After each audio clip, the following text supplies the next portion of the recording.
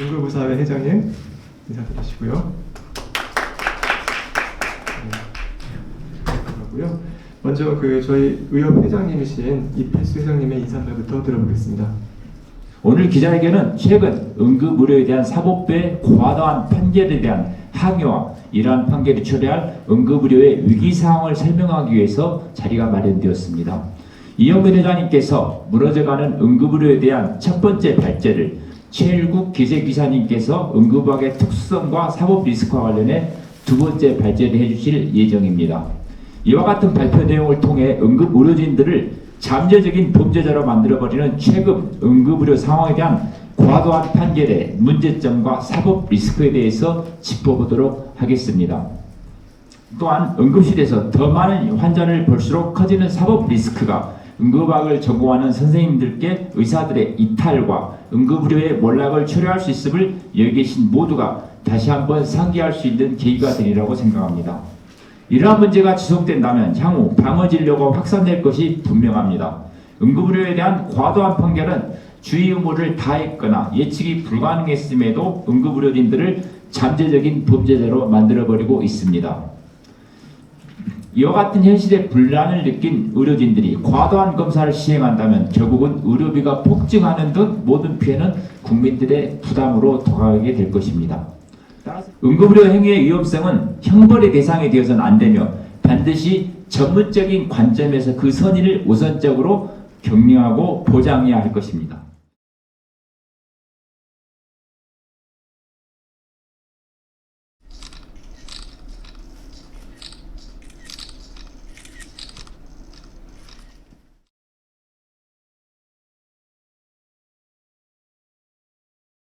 정부와 복지부는 거짓말을 당장 멈춰야 합니다.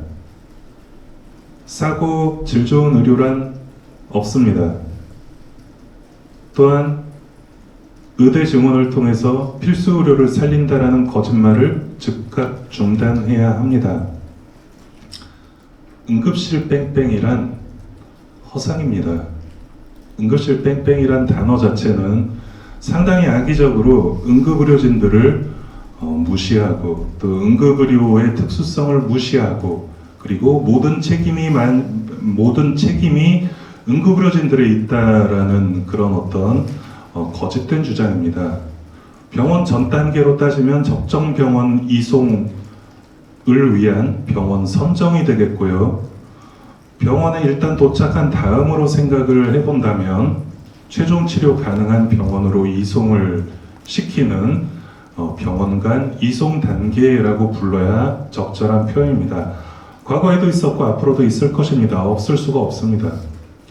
그럼에도 불구하고 응급실 뺑뺑이라는 용어를 써가면서 이송 거부 금지라는 말도 안 되는 법안을 통과를 시켰습니다.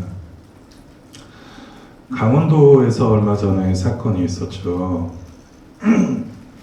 대기실에서 대기하시던 70대 환자가 사망을 했습니다. 첫 번째로는 119가 환자를 대기실에 내려놓고 간다는 게 말이 되는가? 두 번째로 놀랬던 것은 20명의 대기 환자가 있었는데 2시간 만에 20명의 대기 환자를 봤다는 거예요. 근데 심폐소생술에 준하는 중증 환자가 있었음에도 불구하고 20명의 환자를 2시간에 봤다라고. 응급학과 지원율 그래도 80%는 지켰다라고 나름대로 선방했다라는 표현들이 간혹 언론에 보이고 있습니다. 이 응급학과 지원율은요 2015년 이후로 10년째 떨어지고 있습니다. 더 큰 문제는 응급학 전문의들이 지금 개원을 하고 있는 비율이 10%를 넘어갔다는 것이고요. 또 한 가지 더 큰 문제는 전공을 하고 있는 응급학 전공의들이 10% 이상 그만두고 있다라는 사실입니다. 저희를 응급실에서 더 일할 수 있도록 보호해 주십시오. 응급의료 체계요 한번 무너지기 시작하면은 다시 세우는 데는 엄청나게 많은 시간과 노력과 많은 고통이 따르게 될 것입니다. 부수적으로 너무도 많은 국민들의 희생을 동반하게 될 것입니다. 이제는 더 이상 기다릴 시간이 없습니다. 의사가 환자를 치료할 때 기본적인 원칙이 있습니다. 천천히 나빠지는 사람은 천천히 치료를 하고요. 빨리 나빠지는 사람 빨리 치료합니다. 우리나라 응급의료 체계의 문제, 당장 오늘의 문제 아닙니다. 지난 시간 동안 계속적으로 누적되어 왔던 것이 이제는 더 이상 버틸 수 없을 만큼의 상황에 다다르게 된 것이고요. 지금부터라도 바꾸지 않는다면 앞으로 다시는 나아질 기회를 갖지 못할 것입니다. 소아 의료 체제는 동네 소아과부터 대학병원까지 이미 철저히 무너졌습니다. 감사하게도 응급의학과 선생님들이 소아 쪽 영역을 정말 힘든데도 불구하고 감당을 해주셔가지고 그나마 최근에 정말 나빠진 소아응급 의료 체계를 겨우겨우 버텨주셨던 거거든요. 지원이 하나도 없다라고 하고요. 이거는 뭐 정부, 중앙정부 차원, 그리고 지방정부 차원 마찬가지입니다. 그리고 최근에 난이도가 높아지다가 보니까, 이제 여기서 사고 나면 내가 감옥에 가고 크게 배상할 위험이 곧 눈앞에 닥쳤구나. 그런 생각을 하시게 됐다라고 하고요. 결국에는 이 상황이 얼마나 참담한 상황이냐면 응급의료 체제 자체가 무너지게 됐다라는 신호거든요. 이래서는 안 됩니다.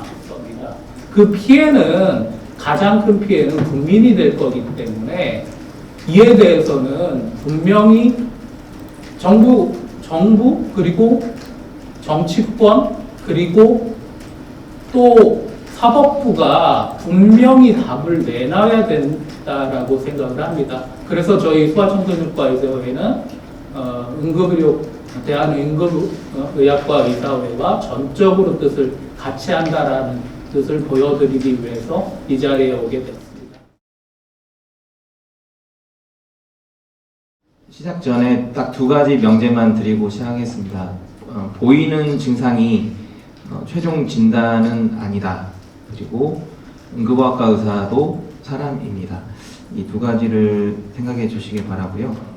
2013년에 소아 횡격막 탈장 사망 사건과 그다음에 2014년 대동맥 박리 진단을 하지 못했던 사례들이 있는데요.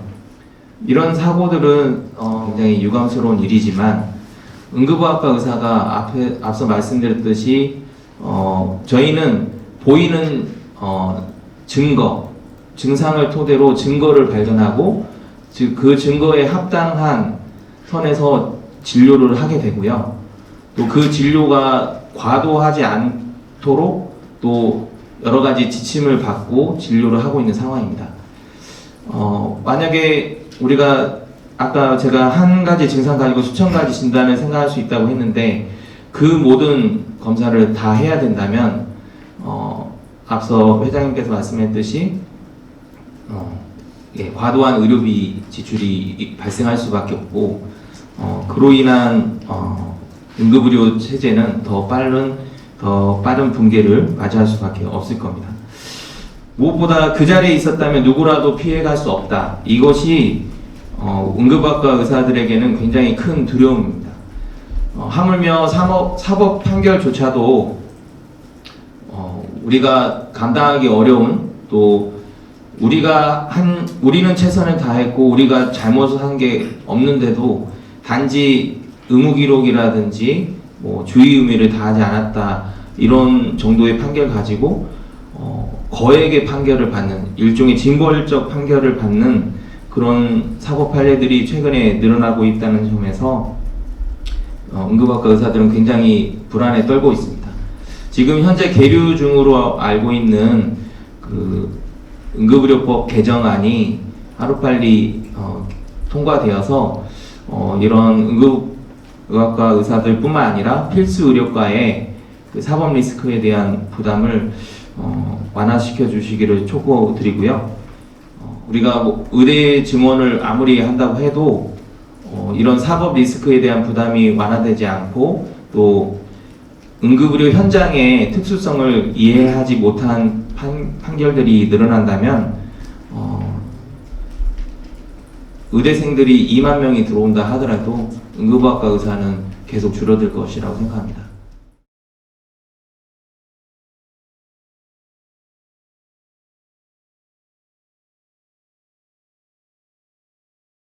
일단 저는 전공의 입장에서 이것저것 좀 말씀을 드리고 싶은 거는, 첫 번째는 사실 응급의학과 전공을 선택하는 것이 요즘 세대에 쉽지 않은 일들이라고 저는 생각을 하거든요.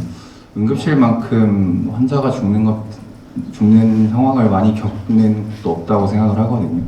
근데 사실 치통으로는 환자를 특히나 대동맥 CT까지 찍는 결론에 도달하기는 일반적이지도 않고 쉽지 않을 거라고 저는 생각이 들어요. 그래서 뭐 이런 것들이 되게 진단이 다 힘든 질환들이 있는데, 단순히 결과적으로 저희가 문제가 있었다고 해서 사업적인 이제 리스크를 다 떠안아야 하는 것들이 저희 전공 입장에서도 큰 부담이 되는 상황입니다. 저희가 할 수 있는 최선을 다 했음에도 불구하고 저희가 이 모든 책임들을 져야 한다면, 전 사실 저한테 5억이 없거든요. 이것들을 계속 뭐 배상을 해야 할 만큼의 경제적인 부담이 분명히 생길 거고, 그렇다면 이 일을 그만둬야 되나라는 결론에 귀결할 수밖에 없다고 저는 생각이 들어요.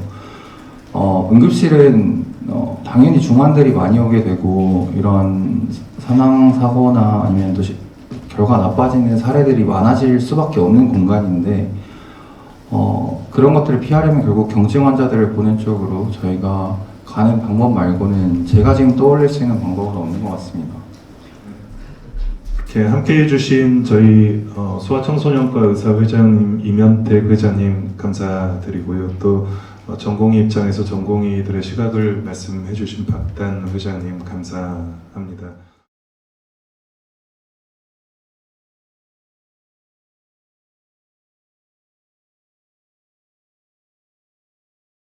저 대외협력이사 이혜선입니다.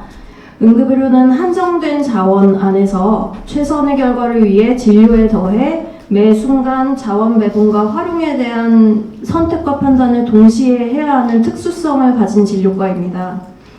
24시간 365일 의료의 최전방을 지키는 진료과로서 진료에 최선을 다했음에도 불구하고 그리고 과정에 문제가 없었음에도 불구하고 단지 결과가 좋지 않다는 이유로 소송에 걸리는 일이 점점 잦아지고 있습니다. 의료진이 꼭 패소하지 않더라도 소송에 휘말리게 되면 수년간 금전적, 시간적, 정신적 스트레스에 노출되게 됩니다. 응급의료 종사자들의 자존심과 자부심을 지켜주셨으면 좋겠습니다. 그래서 응급의료 체계가 무너지지 않도록 관심을 가져주시면 감사하겠습니다. 이상입니다. 저는 이번 달 말로 응급실에서만 30년을 근무를 했습니다. 제가 의사 생활을 시작했던 1990년대에 의료 현장이 지방에서는 아주 현실적으로 의료 취약지라는 이름으로 널려 있습니다. 그런 곳에 응급의료를 지금 응급의학 전공을 하신 분들도 그런 곳에서 일할 능력이 되시는지, 왜 그러냐면은 지금 전공을 하고 나오신 분들은 아주 최신 의료 장비, 검사가 뒷받침되는 곳에서 충분한 서포트를 가지고도 지금과 같은 의료 사고라고 이야기하는 어려움을 가지고 있습니다. 근데 의료 취약지 가시면은 제가 의사 생활을 처음 했던 1990년대 현장이 그대로예요. 아무런 검사 장비도 서포트가 안 되고 정말로 내 손과 청지기만 가지고, 자 그러면은 여러분들은 그런 곳에 가서 일을 하라고 하면은 하겠습니까? 안 하는 거예요. 뺑뺑이 아주 부지기수로 일어날 수밖에 없습니다. 일을 할 수 있는 환경을 만들어주는 것은 국민 여러분입니다. 이렇게 내가 평생을 바쳐서 일하는 곳에서 떠나지 않도록 해주시면 감사하겠습니다.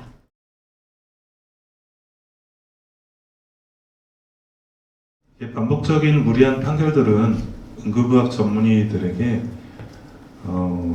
우리나라에서 응급의학과를 선택하면 어떻게 될 것인가를 보여주는 강력한 메시지로 저희는 받아들이고 있습니다. 정부도 사법부도 국민들도 응급의학과를 인정하고 보호해주지 않는다면 도대체 우리가 응급실에서 밤을 새며 응급 환자를 봐야 할 이유는 과연 무엇입니까? 얼마 전 응급실에서 폭력전과 7범이 의료진을 폭행을 했습니다.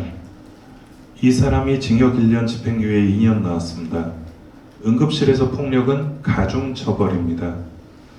전공의 1년차가 CT를 찍지 않아서 진단을 하지 못했다고 금고 6개월에 집행유예 2년을 받았습니다. 과연 정상적으로 진료 행위에 임했던 1년차 전공의가 응급실에서 폭력을 행사한 전과 7범보다 더 큰 죄를 지었다는 것일까요? 과연 이것이 사법 정의일까요? 일말의 실수도 용납하지 않는 수준을 일반적인 의료인 주의 의무라고 얘기한다면 지금 현장에서 일하는 모든 응급의학 전문의들은 구속되기 전에 하루빨리 응급실에서 떠나야 합니다. 결국 우리에게 자부심을 빼앗고 잠재적 범죄자 취급하고 과다한 판결을 지속한다면 우리는 더 이상 아무 미련 없이 응급실을 떠나게 될 것입니다. 응급의료의 과실치사상에서 형사처벌 면제도 아닌 감경을 하는 법안이 아직도 국회에서 통과되지 않고 있습니다. 우리가 심각하게 받아들이는 점은 업무상 마주하는 사법 위험에 대한 불안이 지금 현재도 있지만 앞으로도 나아질 기미가 보이지 않는다는 점입니다. 우리는 응급환자를 지키는 마지막 보루이자 필수 의료 최전방에서 응급의료를 살리기 위해서 행정부와 사법부에 피를 토하는 심정으로 다음과 같이 주장합니다. 우리는 환자의 생명을 살리는 의료인이지 잠재적 범죄자가 아니다. 응급의료 행위의 적절성은 사법부가 아니라 전문가의 판단에 따라야 한다. 응급 상황에서 환자를 살리기 위한 응급의료 행위는 형사처벌의 대상이 아니다. 응급의료 사고처리 특례법과 과실치사상에서 형사처벌 면제 법안을 즉각 마련하라. 과도한 사법 판결이 앞으로 지속된다면 우리는 더 이상 미련 없이 응급실 현장을 떠날 것이다. 2023년 12월 27일 대한응급의학의사회